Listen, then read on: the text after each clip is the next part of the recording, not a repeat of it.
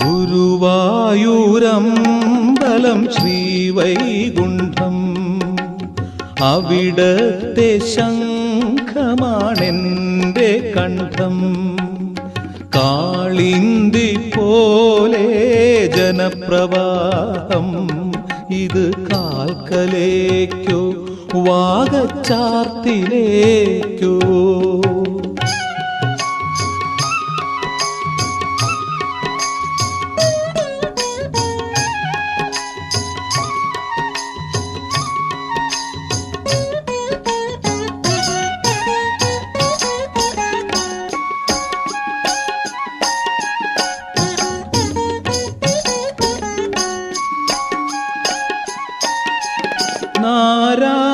നാരായണീയത്തിൻ ദശകങ്ങൾ താണ്ടി നാമജപങ്ങളിൽ